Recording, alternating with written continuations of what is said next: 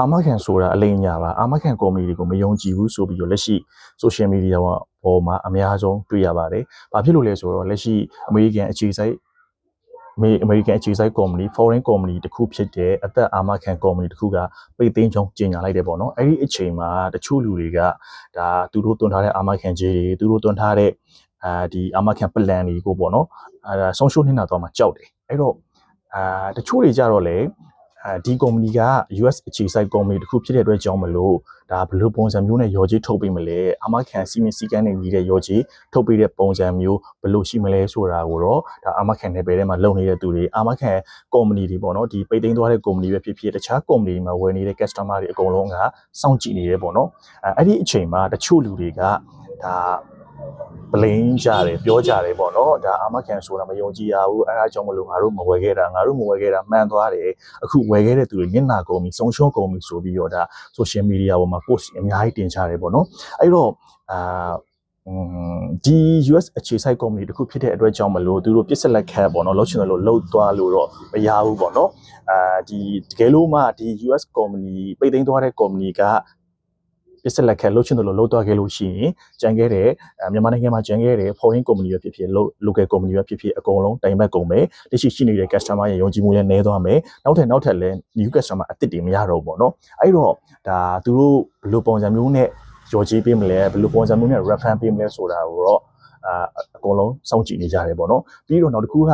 ဒီမြန်မာနိုင်ငံမှာ foreign company ပဲဖြစ်ဖြစ် local company ပဲဖြစ်ဖြစ်ကျွန်တော်တို့မြန်မာအာမခံအဖွဲ့အစည်းတွေပြီးရင်မြန်မာနိုင်ငံက FRD အဖွဲ့အစည်းတွေ IPRB အဖွဲ့အစည်းတွေနဲ့အကုန်လုံးချိတ်ဆက်ပြီးတော့အလုပ်လုပ်ရတယ်အဲ့တော့မြန်မာအာမခံအဖွဲ့အစည်းတွေပြီးရင် IPRB အဖွဲ့အစည်းတွေကလည်းဒီလက်ရှိနေတဲ့အာမခံ company တွေကိုအမြဲတမ်းစောင့်ကြည့်လေ့လာနေတာသူတို့စီမှာ policy အရေးအတွက်ဘယ်လောက်ရှိတယ်သူတို့စီမှာဘယ်လိုပုံစံမျိုးတွေရှိနေတယ်ပေါ့နော်အဲ့တော့မြန်မာအာမခံတို့ IPRB တို့ FRD တို့ကလည်းပဲလက်ရှိပြန်ပြီးတော့မှ reference ပြန်ထုတ်ပေးမဲ့အစီအစဉ်တွေမှာသူတို့လည်းဒါဝင်ပြီးတော့မှ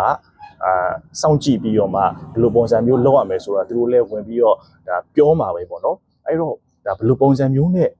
ရောရမယ်ဘယ်လိုပုံစံမျိုးနဲ့ပြန်ပေးရမလဲဆိုတာကိုတော့အကုန်လုံးသိချင်နေကြတယ်ပေါ့နော်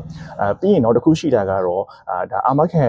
စီမီစီကန်းနဲ့အညီရော်တဲ့ policy တွေရှိလာခဲ့လို့ရှိရင်တော့တချို့ policy တွေဆိုရင်ကိုတွန်းထားတဲ့လောက်ပတ်စံပြန်မရဘူးကိုတွန်းထားတဲ့လောက်အာမခံချီပြန်မရဘူးပေါ့နော်အဲ့ဒီအချိန်ကျရင်တချို့ customer တွေကဒါ complaint တွေလာတော့မှာဘာဖြစ်လို့လဲဆိုတော့ငါတို့ကဒီလောက်တွန်းထားတယ်ဒီလောက်ပဲပြန်ရတာလား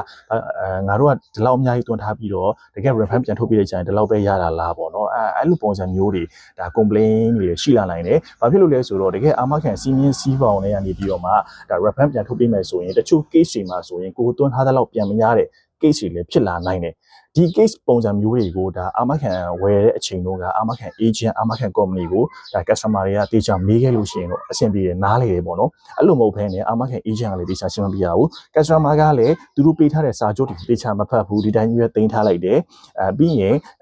ဒီတခုခုဖြစ်တဲ့အချိန်ကြာမှာငါတို့ကဒီလောက်တွန်းထားတယ်ဒီလောက်ရှိတယ်ဆိုပြီးတော့မှဒါ complaint တွေဒါ case တွေကတော်တော်များများ line ပေါ်မှာတွေ့ရတယ်ပေါ့နော်အဲ့တော့အာမခံအယောင်းဝယ်လို့ရှိရင်တော့ရောင်းတဲ့ agent ကလည်းကိုယ်တိုင်တေချာရှင်းပြဒီတေးရှင်းပြဖို့လို့တလို့အာမခံဝယ်တဲ့သူကလည်းဒါကိုနဲ့ယင်းကြီးလိုက်တာကိုနဲ့ယင်းကြီးလို့ဝယ်တာပဲဖြစ်ဖြစ်မိသားစုဝင်ရောင်းတာပဲဖြစ်ဖြစ်တေချာမေးဖို့လိုအပ်တယ်ပေါ့နော်ဘာတွေဘယ်လိုရှိလဲဘယ်လိုမျိုးခံစား권ရှိလဲစာချုပ်ရလာရင်လည်းအဲ့စာချုပ်တွေအချက်လက်တွေကိုတေချာမေးနားမလည်ဘူးဆိုရင်အာမခံ company ကိုတေချာတိုက်ရိုက်မေးလို့ရတယ်ပေါ့နော်အဲ့တော့ဒါ US အခြေစိုက် company တခုဖြစ်တဲ့အသက်အာမခံတခုကတော့ဒါဘယ်လိုပုံစံမျိုးနဲ့ရော်ကြီးထုတ်မလဲဆိုတာကျွန်တော်တို့လည်းစောင့်ကြည့်နေပါတယ်အာမခံစီမင်းစီကံအရာအာမခံရဲ့မှာတမ်းမှန်ကွင်းနေရှင်းနေရရော်ချင်းကိုမပေးအပ်ခဲ့ဘူးဆိုရင်တော့လေဒါအကုန်လုံးအတွက်ပြောစရာတခုဖြစ်လာမှာပေါ့နော်